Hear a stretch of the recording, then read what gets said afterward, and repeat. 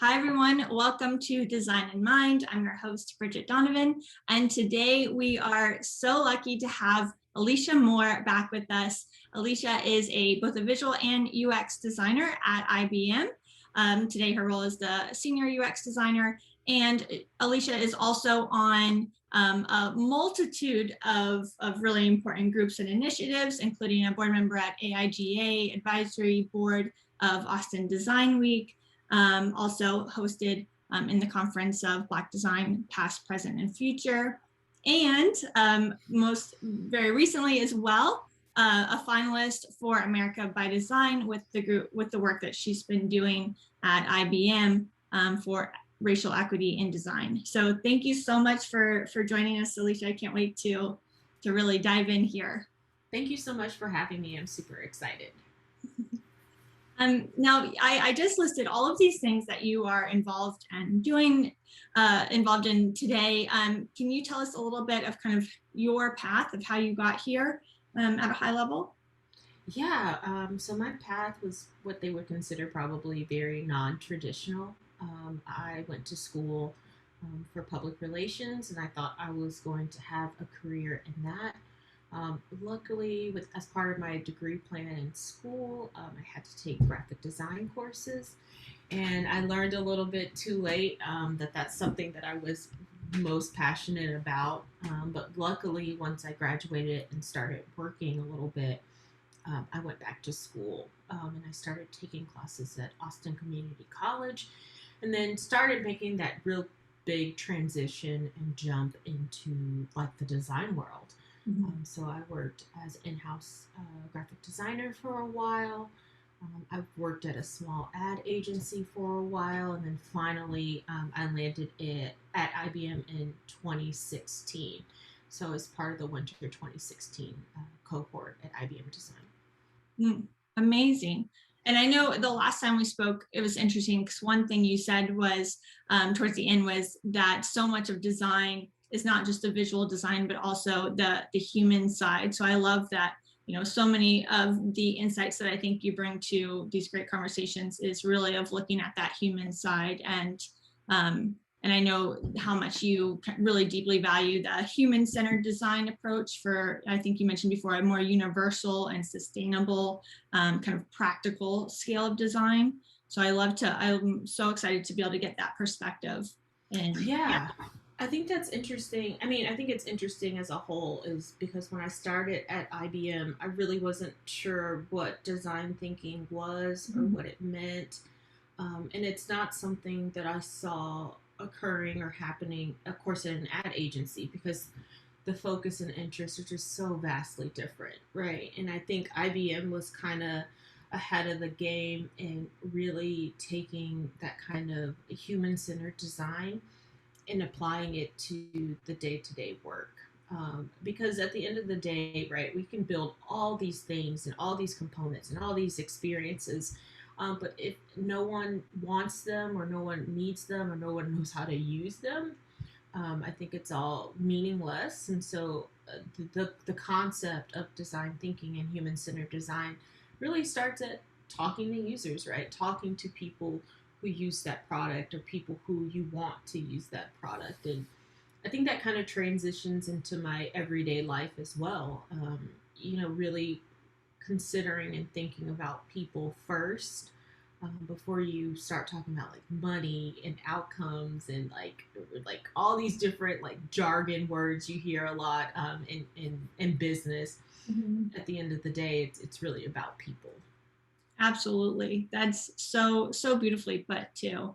And I know today we're kind of looking at this concept of designing for equity, and also kind of another side of that you've been working on with IBM from a human-centered approach is also bringing equity into design, which is an interesting look at it. And you all, I mentioned before, but for folks that aren't as familiar with America by Design, that's this incredible program that looks at innovative designs from across the country. And the work you did was recently not only showcased, but also was nominated as one of the finalists So can you tell us more about that work that led you to be a finalist and kind of what that experience has been like? Yeah, I mean, it really started with the murder of George Floyd, right? I think the one thing I really like about IBM is that we know that whatever is happening in the world is affecting employees, right? Like it's really hard to ignore that, right? Mm-hmm. And with race relations and race tensions over the last few years, I think that was kind of like the foundation of which we got started.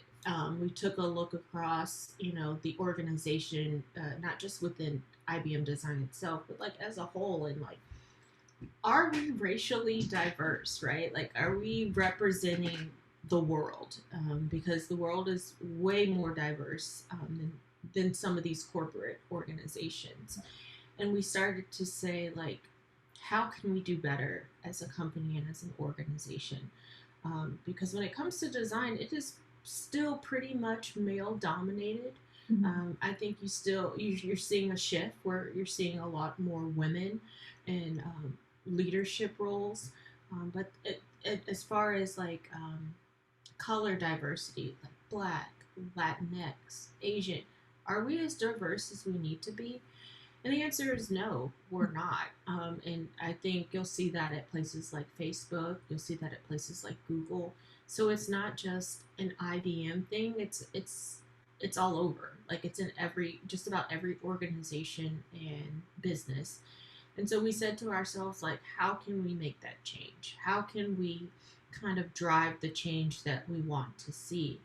And we started working in groups, like small groups where we started to tackle different issues when it came to racial equity and diversity. Because as they say, like boiling the ocean, it almost feels like if you do that, the task is impossible. And I always tell people, like, systemic racism in businesses and organizations took years to build, and it's going to take years to break down. And so there's a level of patience that comes with that as well. And so that's how we really got started. It was just this need and this desire for change. And luckily, Phil Gilbert, who was the general manager of design at the time, and Nigel Prentice, decided that this is the work we have to do because it's important, right? Mm-hmm. Like when we talk about that human-centered component, right? You want to make sure that the designers and the people that you're working with also reflect the work that you're doing or the work that you're trying to do, because we come in with different and unique perspectives and backgrounds. And so I think that's how it got started, and it's just kind of blossomed. And I think as time goes on, we start to focus and think about different aspects of racial equity, whether it's, early career professionals, retention. How do you make sure that the designers that we hire and the designers that are here are able to get into those leadership roles, right? They feel like they can bring their authentic selves to work. And what does that look like? Mm-hmm. So I think we have a long road ahead of us, but I don't think it's impossible. It's just going to take time for sure. Right. Absolutely. And I love that, from everything that you all not only kind of paved the way in using certain processes, perhaps even it sounds like creating some processes to be able to have these conversations and to showcase some of the experiences that people are having right now and share those experiences. I love that you all at IBM are also making it accessible in a way where others can kind of pick up and do something similar. And learn with you as well in the work that you're doing.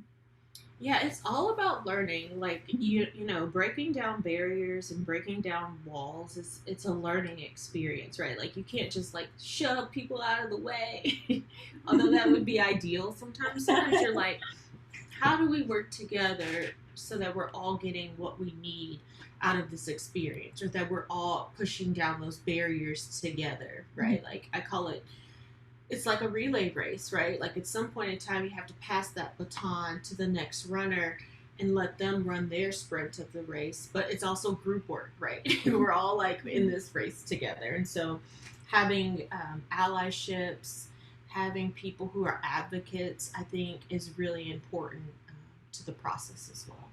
Mm-hmm. Is there anything in being in this process and getting to be in these conversations?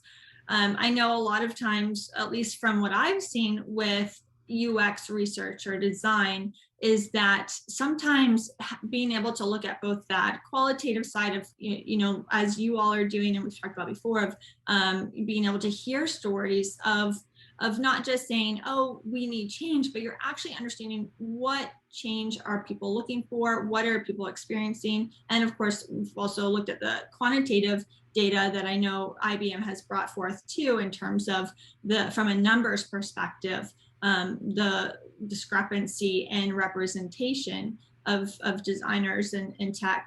My question is, I think a lot of times for me, I've noticed that in being able to not only have those conversations and see some of the data, a lot of times the concept of an insight or something that you might not even have realized was there going in, of that maybe someone else was going through it or seeing kind of this bigger picture, look at it. Have there been any insights that have come up for you in getting to be part of this work and hear, hear different people's experiences?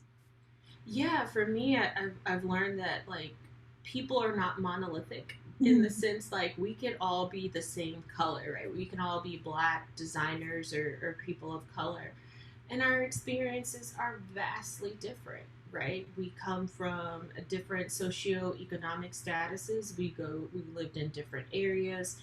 We've had different experience, male, female.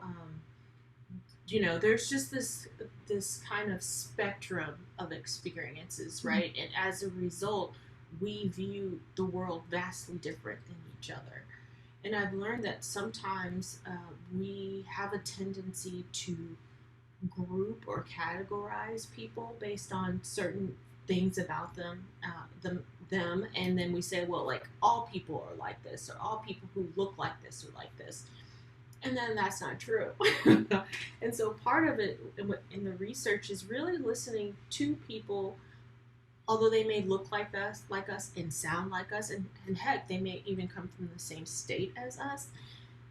They have totally different experiences. And so I always tell people, like, when I am expressing my perspective and my point of view, it's just my perspective and point of view, right? Like, you could go talk to another user or another person, and they may have a completely different outlook on things. And so just being mindful of, like, when you start talking to people and when you start looking at research data, you try to, like, put it all together like a piece, like, the more people you can have validate some of these concepts and ideas, the better. And I think that's where we start to see those, like, insights come out, like, oh, we thought this, but in actuality, a lot of people think this, or we were right? Like that it's something that is uniform across the board. But I would say, as far as like how it's changed my mindset, is like I never make those kind of assumptions about people or groups anymore.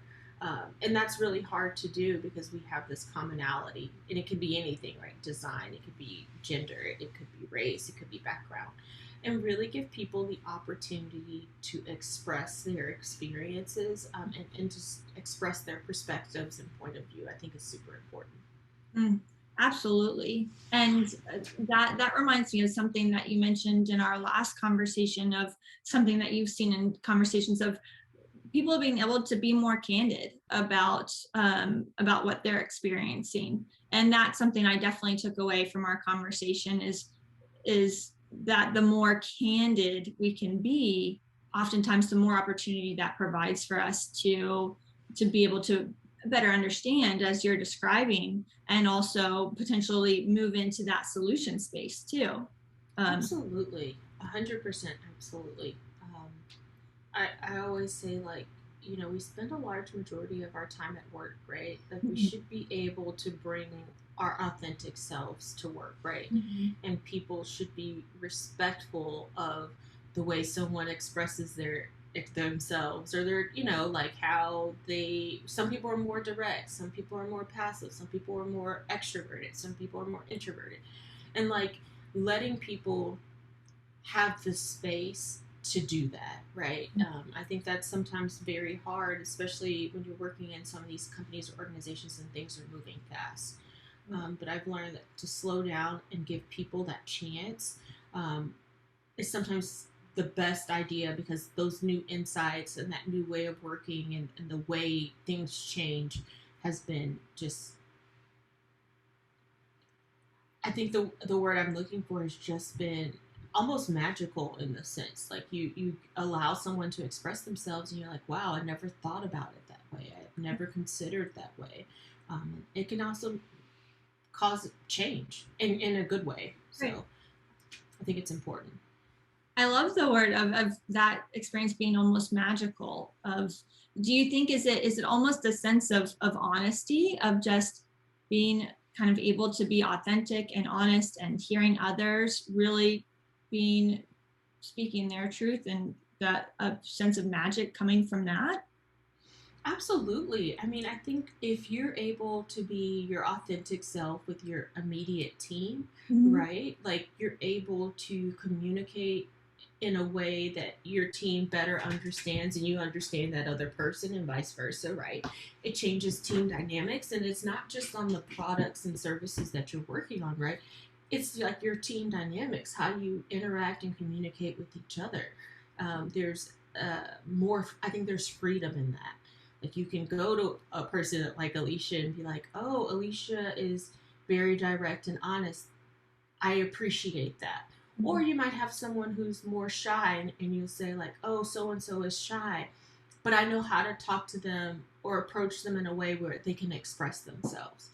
And I think that's something as humans we need to learn how to do, is like listen to each other, kind of be respectful and receptive of the message that people are giving, and then learn how we can all work together. It's all about working together at the end of the day. Absolutely. And that really goes back to, I think, something that you mentioned before of how so much of design and this, the being in an innovative space is not just the kind of visual process or even creation, but also that human side. I mean, there's so many kind of these, what some might call a soft skill here that we're touching on. And I love the idea of being able to create space for diversity in regards to a kind of experiences and opinions and approaches, that of kind of letting go of the expectation that there's one right way or one kind of universal way either. Exactly. There's like never one way to do something, and I always, it's interesting. The analogy I like to use is like, have you ever tried to do like 1,000-piece puzzle with someone or some people, a group of people?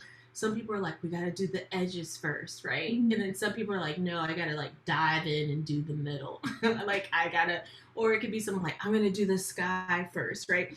And letting people do that, right? Like if you're an edge person, work on those edges. I'm a sky person. Let me work on that sky, and know that we're all trying to get to the same outcome. It may look different. It may feel different. It may be a little jarring at first, and being okay with that. And knowing that you guys are all have the common goal of figuring out this puzzle together. And so I look at life that way too. It's like, oh, I wouldn't have done that way per se, but knowing that me and this other person or the people that I'm working with, they have their own ways of doing things, and we can work together and collaborate and make sure that we're achieving the same goals at the same time. I love that. I think you just hit on something so relevant right now that we're seeing too. Do you ever look out and see kind of whether it's, conversations happening on the internet or, just more political discussions? I definitely notice that there seems to be this kind of strife of what's the right or wrong way. But I as soon as you are describing the puzzle analogy, I'm seeing that apply so perfectly to some of these larger kind of complex social or cultural topics that it makes me realize that maybe we've been taking this approach, and I say we very loosely as in, kind of what maybe sees a more common approach that you see today of folks kind of battling each other Mm-hmm. to take a single approach, versus what you're pointing at is looking at the larger mission here, or the larger kind of goal that we're probably all working towards, just bringing our own way of doing it to the table, or the puzzle, if you will. Absolutely. I mean, like, I think the last time we spoke, we talked about meeting people where they are, Right. right? And I still believe that to be true, especially when we talk. I'm just going to use this as an example of vaccinations, right? And you start to look at like why some people or some groups are not getting vaccinated, and for a large group of people has nothing to do with politics, right? Right. There's a fear, right? Like it's new. I mean, it is fearful, right? We're living in a pandemic. It's very scary. And the idea of like, going to get a vaccine that you don't know much about is terrifying. Or for some people, like they work 24/7. They can't afford to take off time to go get a shot and then go back 2 weeks later, or whatever the case is. And I think the scenario I brought up was like, how do you meet people in the communities that they're in? How do you reach and access people where they're not having to commute 20, 30 minutes away, or they're not having to take time off of work because they can't afford to? And so that's kind of this idea of like, if people are at work on construction sites, maybe we should have a vaccination clinic at construction sites. Or if people have to work at their jobs 24/7, like how do we meet them on their way to work? So it's not this like offsetting, off-putting thing. And then the other component is education, right? In every scenario that I've ever seen, it's all about the education. How do you educate people about the value and importance? Because say you should do it for social good is not educating people. Like they don't always get that. And so like explaining the value, different languages, different structures, like all of this is just like one big human social project, I think. And I think until we change the mindset of how we reach and attract people, we will constantly be having these same problems. It may not be with COVID, it may be with something else, later down the road.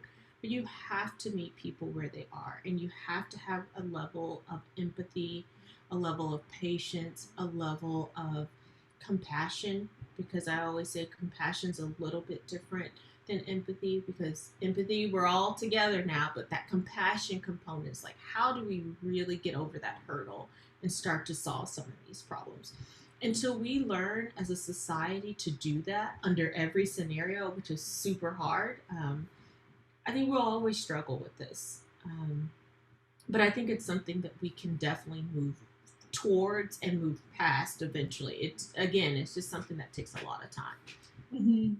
Absolutely. I love that you're bringing empathy and compassion, and within that umbrella of kind of better understanding for folks. Do you think that has there been certain exercises or practices in design that helped you? Because I can tell, I mean, speaking with you, you clearly have the very strong empathy and compassion muscles. And to me, I almost see it as a muscle of not just something of, it's something we need to have, or almost a buzzword that you sometimes see, but you can kind of tell in conversation when folks have really strengthened that muscle.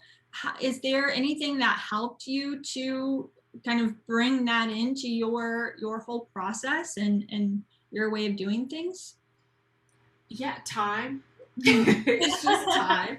But I think for myself personally, I've done a lot of facilitation with different groups, different organizations, nonprofits, for profits, corporates, businesses. And you kind of see, although the business is different, humans are the same, right? They're surfaced differently, but we all have this need and this desire for change, right? Whether it's something that we're working on, whether it's something for the world, climate change, vaccinations, like we all have this need of wanting to progress and move forward. And so I have found that you have to let that kind of organically happen, right? Like I've been in meetings and facilitations where you have this CEO that's talking and they're just talking. And then you have this person who is not a CEO who feels like they can't say anything, right? Because they don't want to make the CEO upset. And so for a lot of those scenarios, I have to figure out like, how can people express themselves? Is it like 20 minutes of silently writing down ideas and then sharing? Is it everyone's at the wall like expressing themselves? Is it like a bell where you're like, okay, your time's up, on to the next person, right?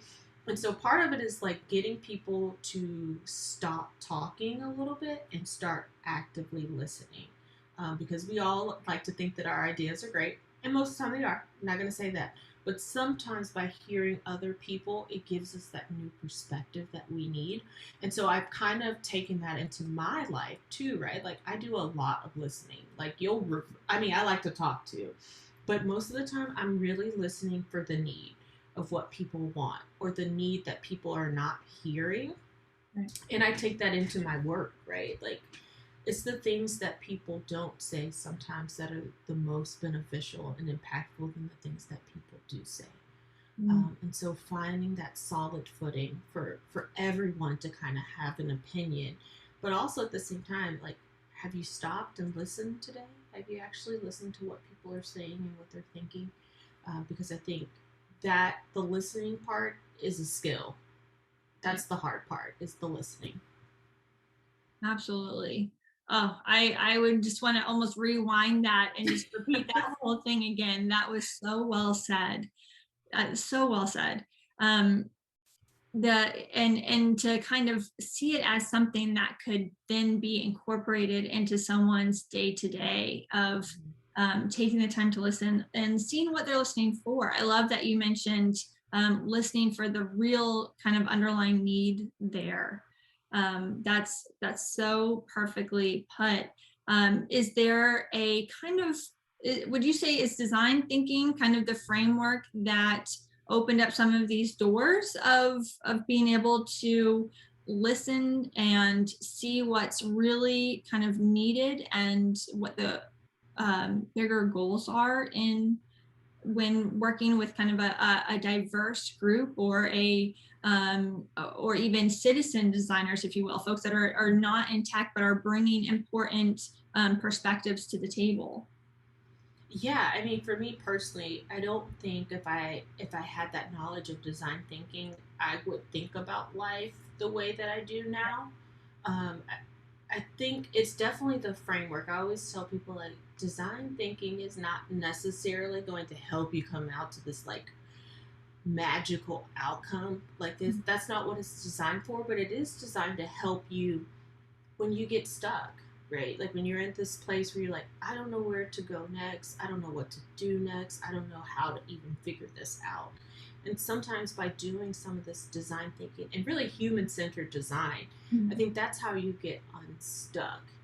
And, when I first started at IBM, people were like, yeah, I use design thinking to help me decide if I should move to a new apartment. And I was like, no, you don't. Like, there's no way. Like, no, you don't. And then as I started to adopt it and understand it myself, I was like, oh, yeah, I can see how you do that. Like, it totally makes sense how people use it, sometimes without even knowing it in your everyday life. Because it definitely helps you kind of get to that next part of your journey. Mm-hmm. That completely makes sense. And it makes sense that for folks that maybe are not as familiar with design thinking, I love that it's kind of the step-by-step process, but also there's always the awareness that it's iterative. And that's something that you've brought up in the past, especially when looking at tougher challenges, that being willing to iterate not only can help you come up with better solutions and learn as you go, but also you mentioned something of burnout, of having a sustainable approach to be able to keep to be able to be part of this process, to be able to be part of this positive change, even when it means sometimes being part of harder conversations. Absolutely. I tell people that resting is part of the iteration, right? Like burnout is real. Like no one wants to feel burnout. No one wants to get to the stage where you're so burnt out that I call it paralyzed by it. You're like, I can't do anything. I'm just so burnt out. Right. And so resting is part of the iteration process. And when I say resting, I also mean like sometimes you release something out into the world and you let the users tell you what that means, right? That is a form of rest. Like we're just going to wait and see what happens. And I think that's how I look at it in racial equity too. With the work we're doing, we've had plenty of days where we're like, we can't have another meeting, or we're going to take the next week off to just like regroup and reprocess and restructure things so that we can rest ourselves, rest our minds, rest the team, and then hopefully come back with some new insight or some new information. And so I think it's really important. Like, I think a lot of people think burnout is some sort of, I don't know, trophy or a gold star. Like, oh, I worked so hard, I'm like burnt out. And I'm like, that's not good. Like, you should never give yourself a gold star for burnout. Burnout is not healthy, and resting should be always be included as part of anything that you do, whether it's your work, your day to day, a marathon that you're going to run, in the next few months. You have to give yourself time to rest. And so making that part of the work that you do, no matter if it's professional or personal, I think is super important. And if you ever feel yourself getting burnt out, you need a rest. That's an indication. Like, and we all know what that feels like for ourselves individually, and making sure that you take that time that you need. Right. Mm-hmm. And I love that reminder that you can rest and still care. That absolutely, you're coming back to the table. You're coming back to with even more rejuvenated for fresher ideas and for next steps. Absolutely. If I've also, my manager, she's great. She's like, Alisha, have you taken vacation this year? Mm-hmm. I'm like, no, I have not. She's like, you need to take vacation. You need to take a week. And she's like scheduling my vacation for me because she knows, although I seem fine and everything is fine, that's not the point. The point is that you're taking time for yourself to rest, relax, see your family, whatever it is that makes you, happy. That's not work. And so I think it's important that people recognize when other people are starting to get burnt out, right? The frustration level is super high. The paralysis is super high. And so, like, being mindful that everyone experiences burnout, we showcase it in a different way and saying, like, hey, I think you need to take some time for yourself is really important. Mm-hmm. Absolutely. And I love that you also mentioned that sometimes that looks like putting something out there and seeing how it goes. And that kind of touches on, there's something that you said before where you said, it's okay if we fail. Well, we'll figure it out. And that sometimes being willing to release that first iteration, if you want to call it that, that there's a huge gap in understanding that maybe we didn't consider. But being willing to release that thing, put that thing out into the world is what allowed you to then learn that next thing and see that next gap. And I loved how you kind of compared the product development cycle to this kind of social or cultural cycle of learning and developing. Exactly. I mean, I think we've all been in situations where there's like this desire to just put it out in the world, like whatever that is. Like people who start new businesses and organizations, a bakery, like, okay, I'm putting these cookies out there. I don't know if people are going to like them. It's the same concept, like whether you're in a corporate setting or in a personal setting. Like sometimes you just have to take a chance on yourself or the product or the service and say, like, I know this is not perfect. There's very few things that I've released in this world where I felt like, yes, this is it. I always go in, oh, I did the best I can with the information I have. Exactly. And be able to say, if this does not work, if this is not what we thought it was going to be, it's okay.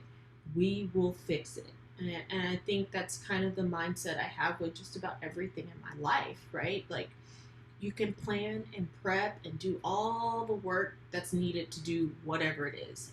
But until it's released, until it's out in the world, you have no idea how people are going to receive it. Mm-hmm. And so I think it's really important that your team and the people you work with or your partner or whatever it is, that you say to yourselves, like, no matter what happens, we can resolve this. If this is not 100%, if this is not what clients want or partners want or whatever it is, it will be okay. One of the phrases I've started to adopt, especially in the work that I do, my day-to-day work, I'm like, we are not saving lives. Like, if we were a brain surgeon or a specialist or something, I'm like, okay, we got to make sure this is perfect, right? Like, we're taking it, this is someone's life. But the work that we do, although I feel like it is changing lives, we are not saving lives. And so really putting it in that kind of perspective of like, we can fix this. We can make those changes that are needed to make this a good product or a good service.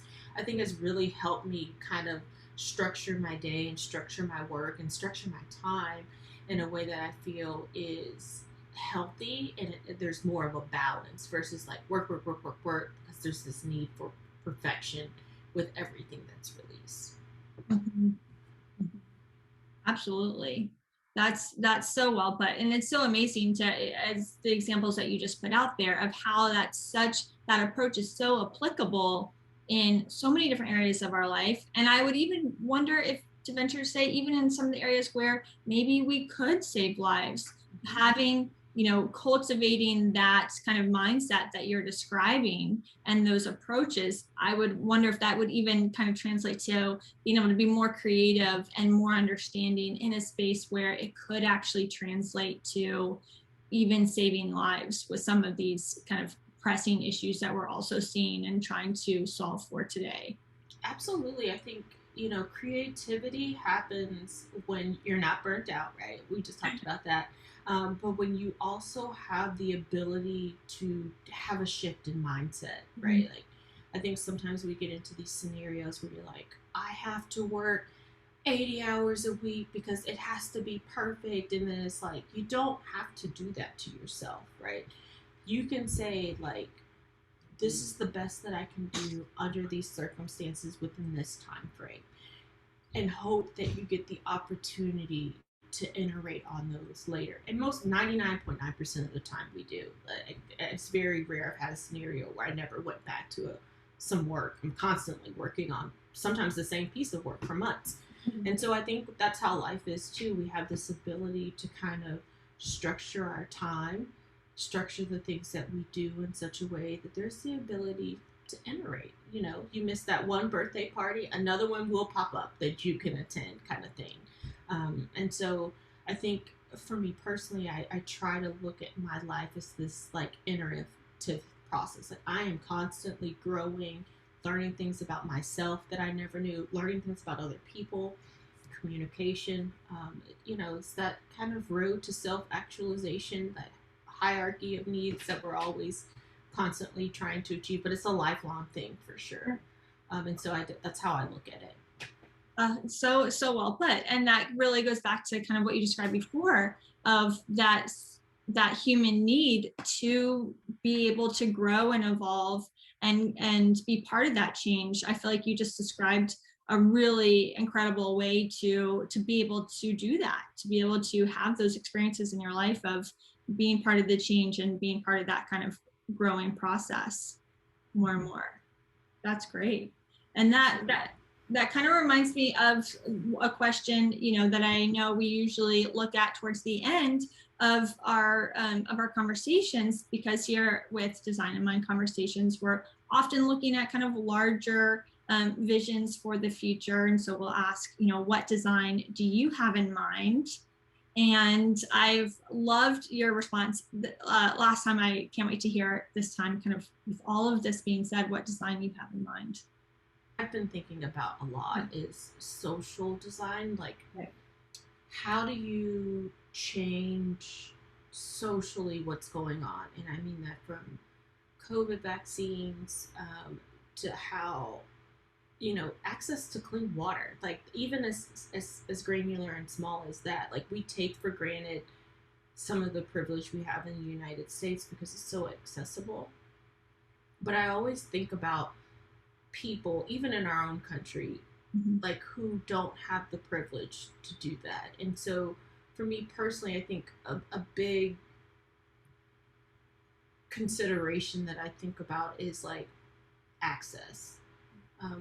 and I think when you're in a space where you're working at a tech company and your clients are you know, high end Fortune 500 whatever clients, you don't always take into consideration like how might this impact someone who doesn't have access.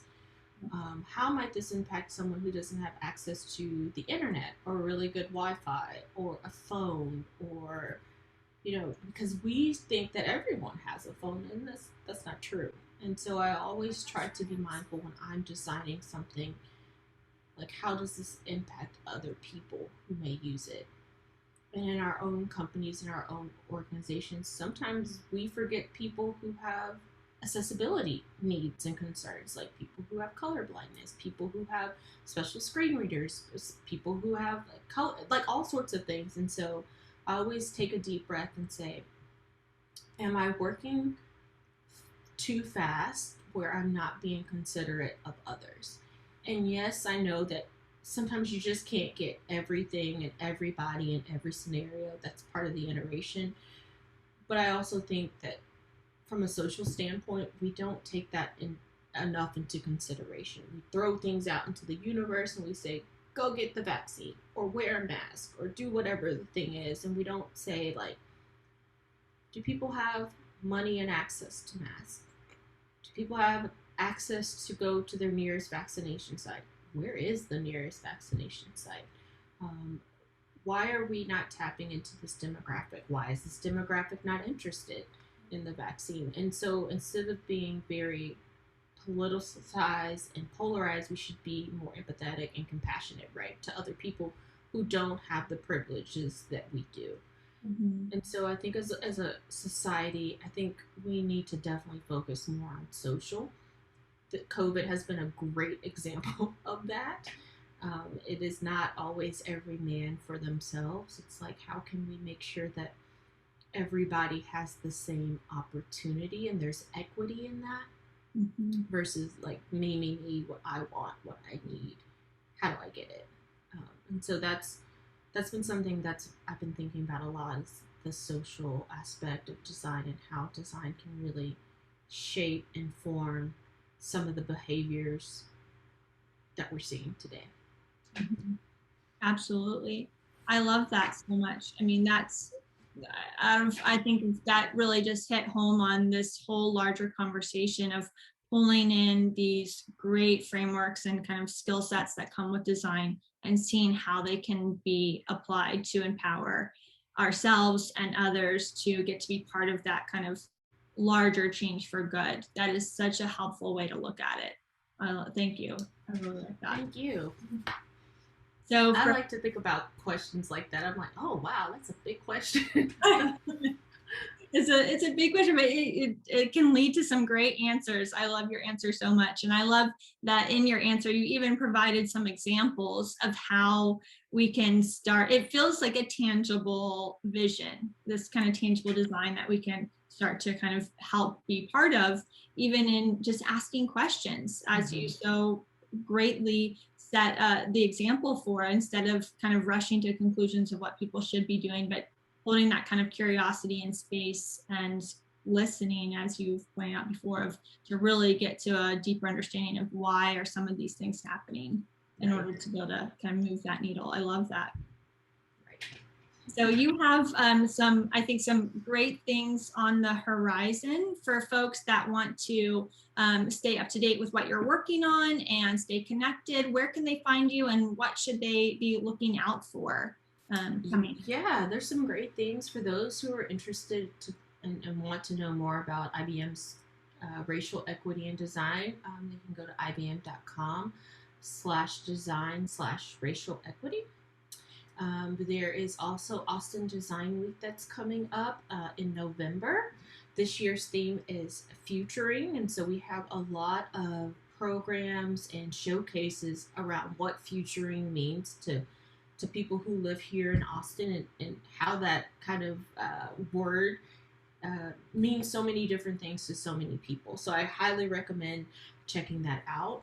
And Austin AIGA is also participating in Austin Design Week, and we're putting on a program for young designers who are emerging in our community, and what that experience is like for them, as well as working with General Assembly, I think, on a program to kind of talk about futuring in the industry, and what that looks like and what that means for people who are in like advertising or corporate design, and how as designers we are part of that change of futuring. So a lot of stuff coming up on the horizon that I hope people check out. Perfect. And I'll make sure to put your handle, be included in the description for this video. I know you also have a great presence on LinkedIn. But Alisha, thank you so much. It's always such a pleasure to talk to you and hear your thoughts. And thank you so much for the great work that you're doing and for sharing that with us. Thank you so much for having me. This was awesome. I'm glad we got to do it. You too. Thanks so much.